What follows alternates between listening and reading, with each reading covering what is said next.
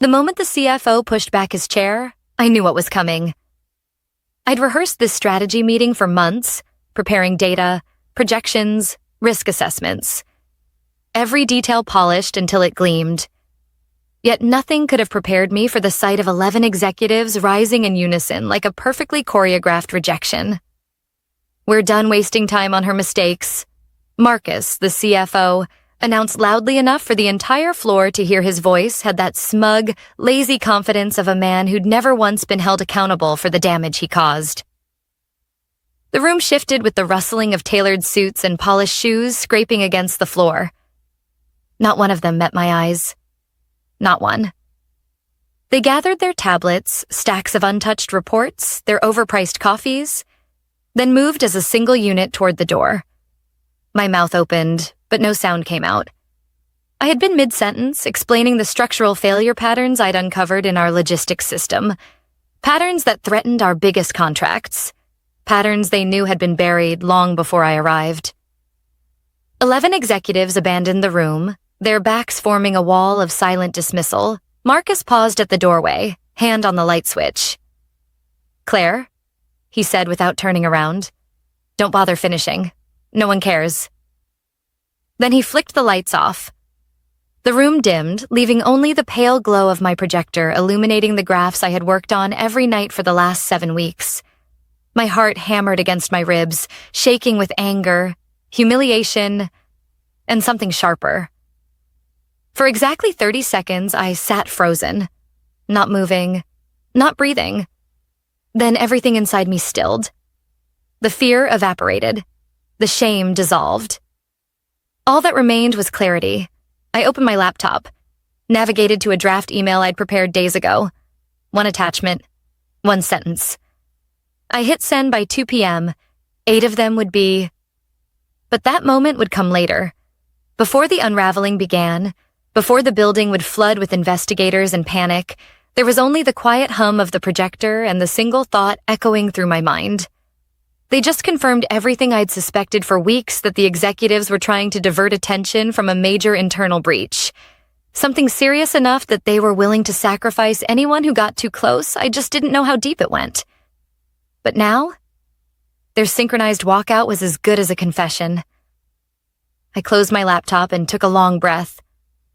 The same breath I used to take before surgical presentations back when I worked in clinical risk analysis. Before the accident, before the lawsuit that pushed me out of medicine and into corporate compliance, I'd reinvented myself once. I could do it again. My name is Claire. Until last week, I was the director of strategic risk management at Viridian Industries, one of the largest supply chain technology firms in the country. A place that prided itself on innovation. A place that built its legacy on safety and transparency. A place that had no idea the storm I was about to bring to their door. I wasn't always the woman who quietly gathered evidence. I wasn't always the woman executives feared. Growing up, my father worked in construction. He used to say, "Measure twice, cut once. But if you see the foundation cracking, don't walk away. Fix it, even if no one thanks you." He died after a scaffolding collapse caused by falsified safety reports. I was 17. That day shaped me. And maybe that's why Viridian recruited me so aggressively. "We need someone who isn't afraid to tell the truth," Marcus had said during my interview. Funny how quickly the truth becomes a mistake when powerful people feel threatened. The first red flag appeared during my 3rd week when I discovered a batch of internal audits missing from the digital archives. When I asked the audit manager about them, she went pale and muttered something about administrative misplacement. Then came the whispered warnings, the nervous glances, the unexplained resignation of my predecessor, and finally, the numbers. Oh, the numbers, the discrepancies, the patterns, the evidence no one wanted to talk about.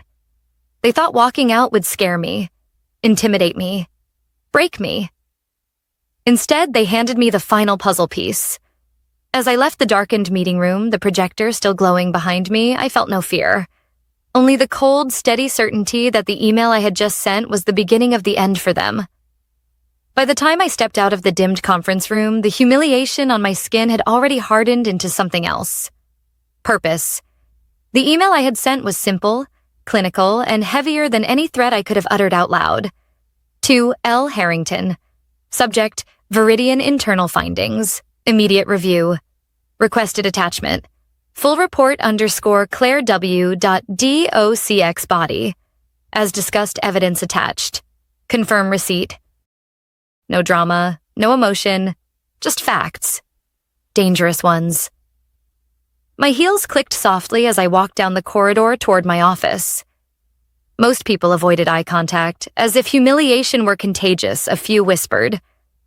A few stared at their screens a little too intensely. But Nadia, one of my data analysts, glanced up with a look I hadn't expected. Fear not for herself. For me. She waited until the hallway emptied before approaching. They're saying you accused the logistics team of fraud, she whispered. That's not what happened. I know. She swallowed hard. They're spinning it fast. Marcus told the operations floor your report was destructive and grossly incompetent. Of course he did, classic preemptive retaliation. Thank you for telling me, I said. She hesitated. Claire? Be careful. Then she slipped back into her cubicle like a shadow afraid of light. Inside my office, I locked the door before sitting down. I didn't have long. When regulators receive a report like mine, especially one flagged urgent, things start moving quickly, yet everything that followed happened even faster than I expected. At 1:07 p.m., my phone buzzed. Unknown number? Claire Wilson? Yes. This is Agent Harrington. We've received your transmission. The tone was crisp, controlled, but beneath it was tension, real tension. We need clarification on several points, she continued, particularly the supply chain tampering and the altered subcontractor vetting forms. I can explain all of it. We'll need to conduct interviews today. How soon can you meet us in the lobby? I checked the time. 1:07 p.m. The executives weren't expecting anything until next quarter's audit. Give me 10 minutes, I said. We'll be there in 8. She hung up. 8 minutes, not hours, not days. 8 minutes until the first crack hit Viridian like a tremor before an earthquake. Before leaving my office, I opened the drawer where I kept my small external drive. I'd encrypted and backed up every piece of evidence. The altered reports, the deleted audits, the internal messages where senior management joked about creative compliance. I slipped the drive into my coat pocket, then grabbed only my essentials. Arrogant executives always believed they controlled the timeline. They were about to learn otherwise. When I reached the elevator, my reflection in the metal doors surprised me. Calm. Focused. Not a trace of the woman they'd tried to humiliate an hour earlier. The elevator opened, and standing inside was Marcus. He leaned against the back wall, arms crossed, eyes gleaming with a predator's confidence. Well, he said smoothly, that meeting sure fell apart quickly. You really should work on your delivery. I stepped inside without responding. The doors closed. Marcus chuckled. I heard you locked yourself in your office afterward. Emotional damage control? Something like that. You should know. He continued, lowering his voice. Your little presentation stunt won't save you. The board trusts us, not you, and we can bury this easily. I turned my head slightly. Can you? His smile faltered. Just a hair, but I saw it. When evidence disappears, he said, no one remembers it existed. My stomach tightened, not in fear, but in vindication. He'd just confirmed what I already suspected. They'd destroyed reports before the elevator doors opened. Marcus stepped out first, adjusting his suit jacket with the arrogance of a man who believed nothing could touch him.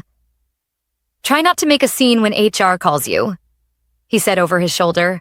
I watched him walk away. Try not to make a scene. The irony nearly made me laugh, because by 2 p.m., 8 of them would be... The lobby was busier than usual.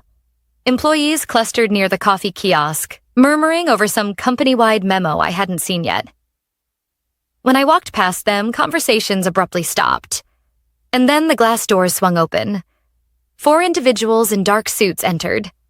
2 women, 2 men. Agent Harrington led them, badge already visible. The entire lobby froze. People turned. Phones subtly lifted. Security looked uncertain.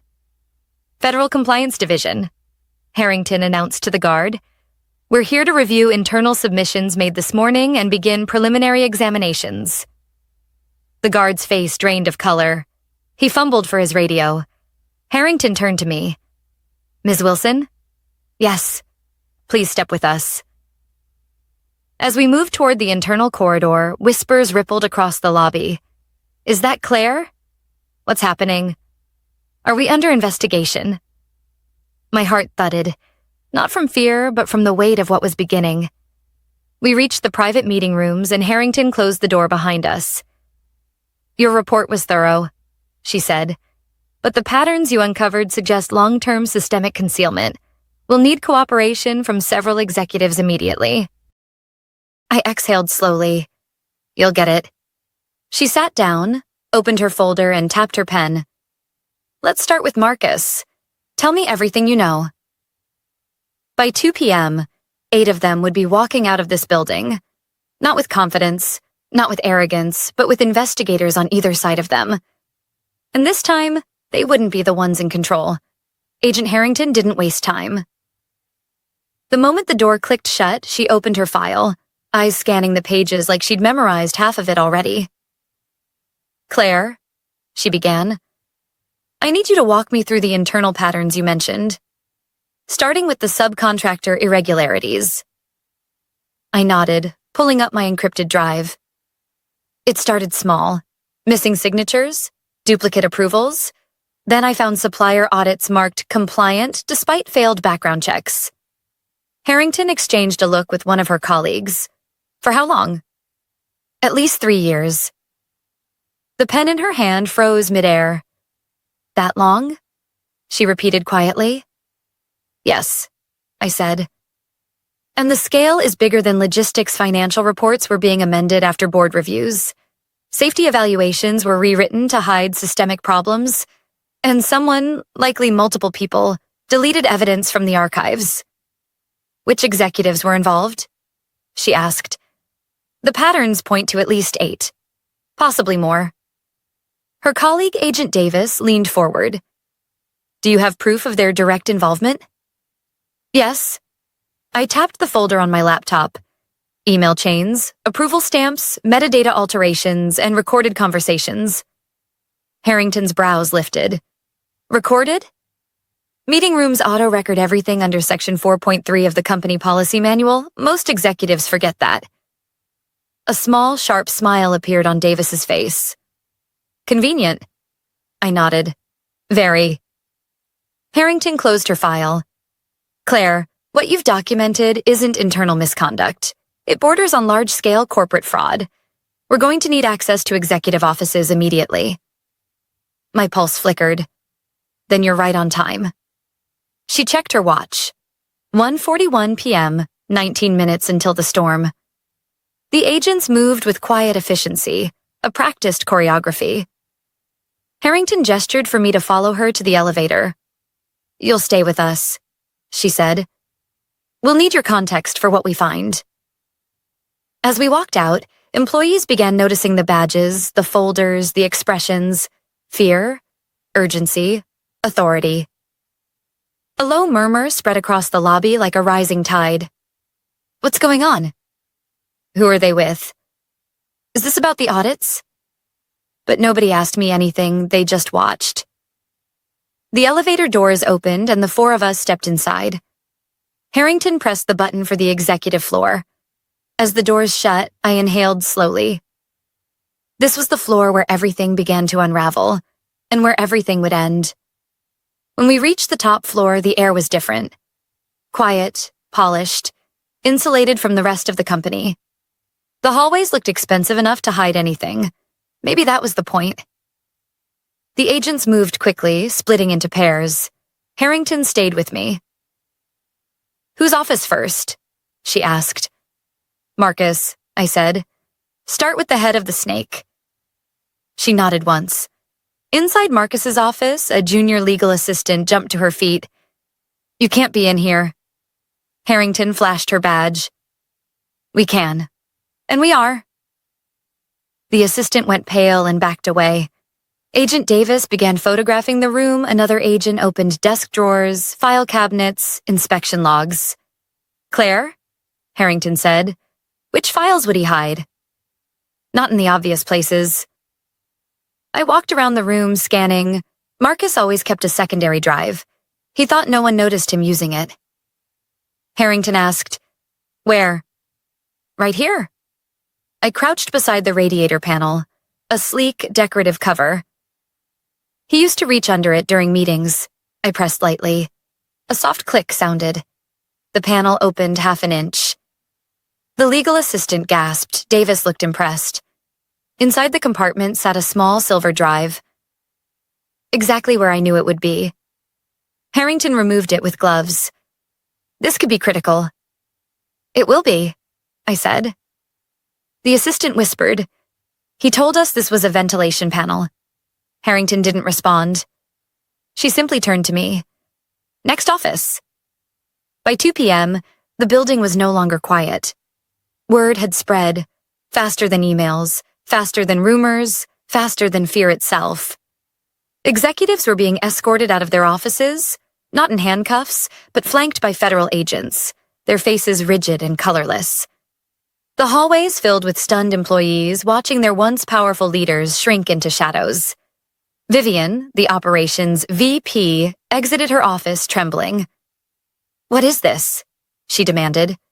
"You can't, this is absurd." Davis held up a document.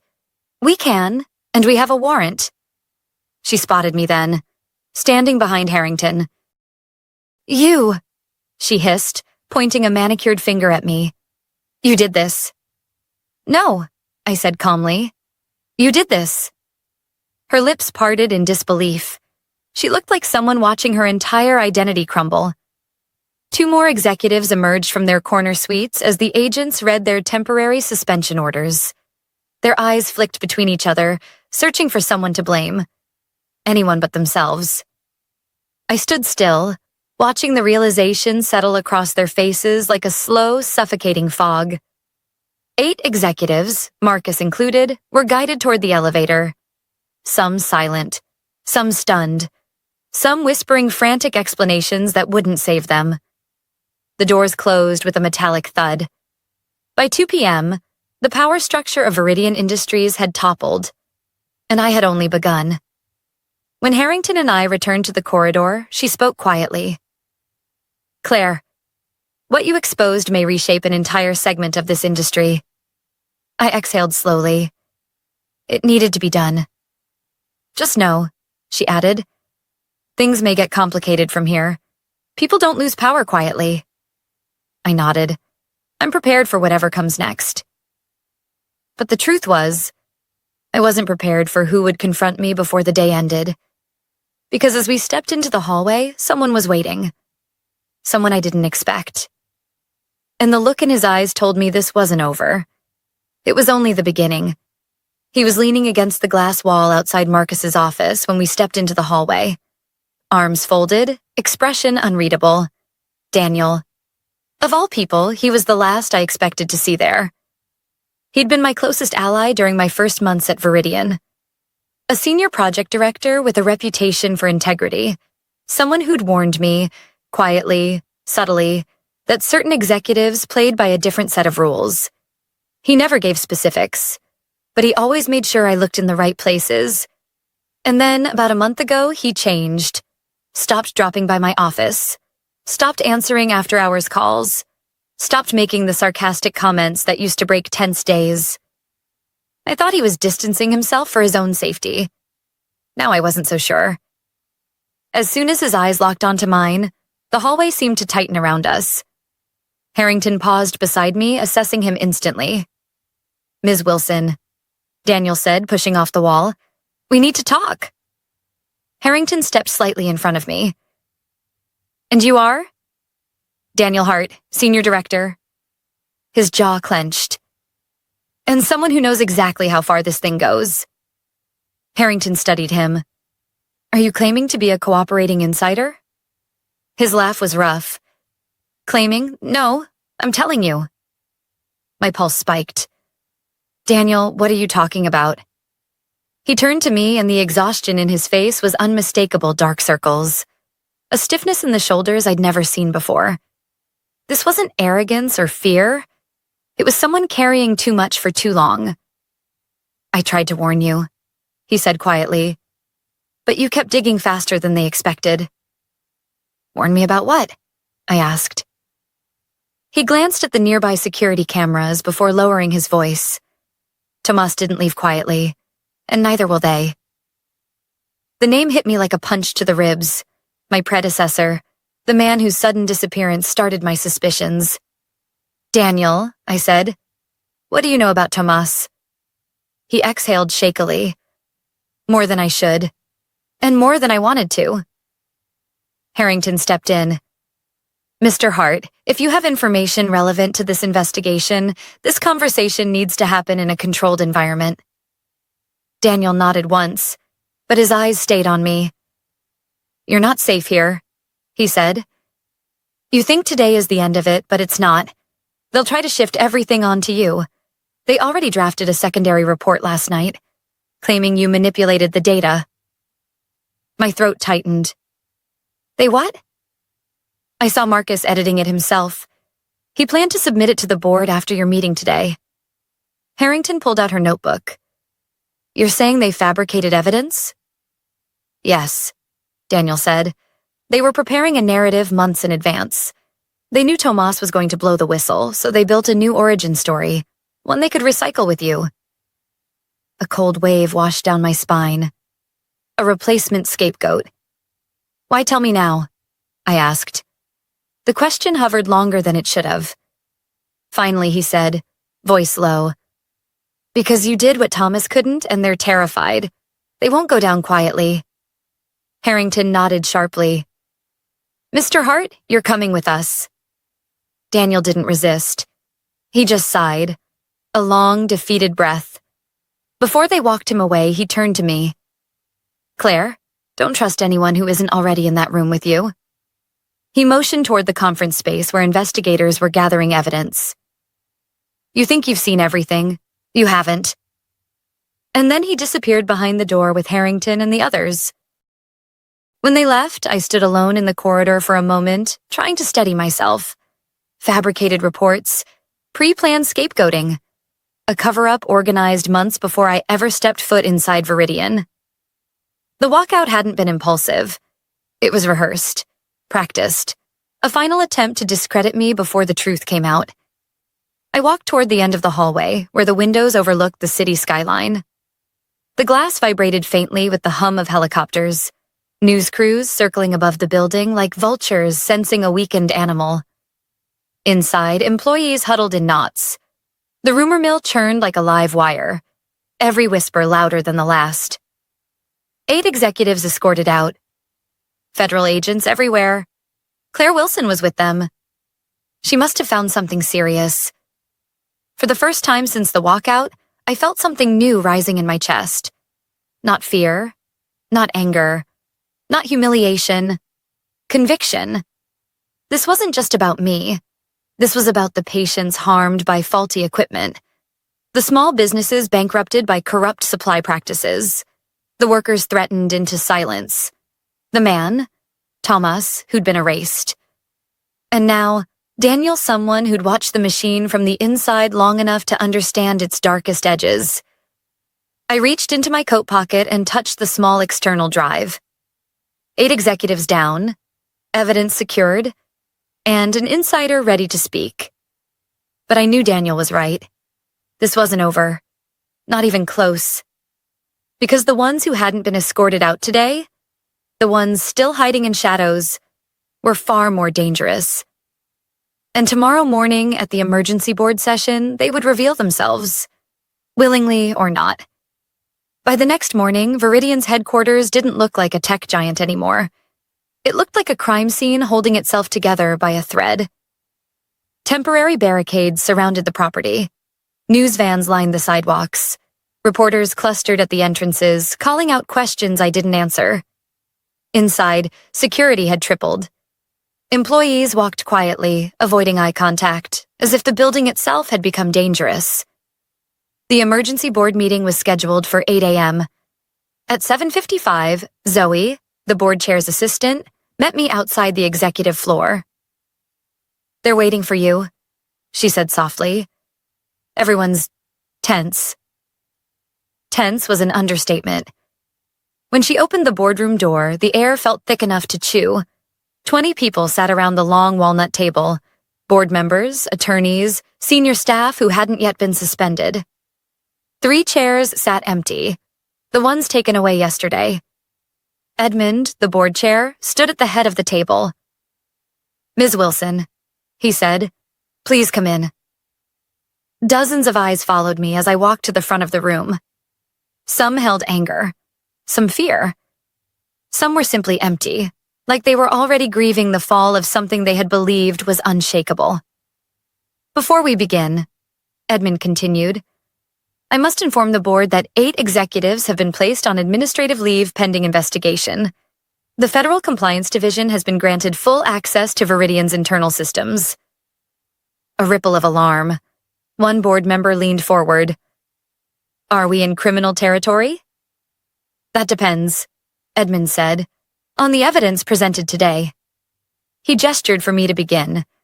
I connected my laptop to the screen behind me. The lights dimmed. The same presentation the executives walked out on yesterday glowed across the monitors. Except this time, I included the missing slide, the one I'd saved. "Yesterday," I said, steadying my voice, "I presented structural failures in our supply chain protocols. What I didn't show was the root cause." I clicked forward. The screen displayed a timeline of altered audit results, manipulated subcontractor vetting files, and financial transfers tied to falsified safety records. A murmur spread across the room. "These patterns aren't accidents," I continued. "They're coordinated behaviors spanning at least 3 years. I turned to face them, and the executives who walked out yesterday were directly involved in all of it.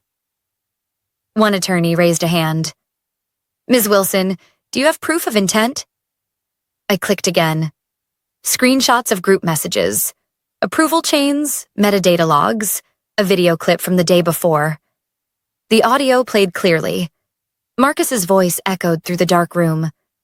"Don't bother finishing, no one cares." A board member whispered, "My God." I paused the video. "This recording," I said, "was captured by the room's automated system according to policy 4.3, which all of you approved." Silence thickened. Then someone spoke from the far end of the table. "Where is Thomas?" Edmund stiffened. "Tomas resigned for medical reasons. That's what we were told." "No," I said quietly. "Tomas created encrypted backups of all this data. He planned to submit it, but was threatened with fabricated fraud charges if he didn't sign a settlement." A wave of shock shuddered through the room. "How do you know that?" a board member asked. "Because yesterday," I said. "Daniel Hart confirmed it." Edmund looked sharply at me. "Mr. Hart is cooperating?" "He is," I replied. He saw the secondary narrative the executives prepared to frame me, the same strategy they used on Thomas. An attorney stood. "You're saying they planned to scapegoat you?" I nodded. "They walked out yesterday so they could claim I was unstable, incompetent, and acting alone." "Jesus," someone whispered. I switched to the final set of slides. "This morning," I said, "federal agents are executing search warrants at 9 additional locations. They have retrieved Marcus's hidden drive. They have access to every altered report, every payment trail, every deleted file." A board member pressed a hand to her forehead. "This will destroy us." "No," Edmund said quietly. "What they did will destroy us. What Ms. Wilson did might save what's left." He turned toward me. "What do you recommend, Claire?" The question stunned me for a moment, not because he asked, but because of what came next. "I resign," I said simply. A ripple of shock. You what? Someone blurted. I'm stepping down effective immediately. Edmund frowned. You've been instrumental in uncovering this. You could help rebuild. I shook my head. I didn't do this to rebuild Viridian. I did this because lives were being harmed, because silence was enabling corruption, and because Tomas didn't get the chance to finish what he started. I closed my laptop. My work here is done. The room stayed silent as I gathered my things. When I reached the door, someone called out, Claire? I turned. It was the board member who had first asked about Tomas. Her face was soft, almost weary. Thank you, she said, for telling the truth when no one else would. I nodded once and stepped into the hallway outside the building. The cool air hit my skin like a reset button. Reporters clamored nearby, but I kept walking, slipping through the crowd unnoticed. My phone buzzed. A new email from Dr. Harrington. Subject, Case Progress Body. Charges moving forward. You did the right thing. Let's talk next steps. And below that, another email. From Daniel Hart. Subject, whatever comes next, you didn't stand alone. I stood there, breathing in the morning light, feeling something I hadn't felt in months. Relief. Not victory. Relief. Because the message was clear. Power can corrupt. Silence can destroy. But truth, spoken by even one person, can move mountains.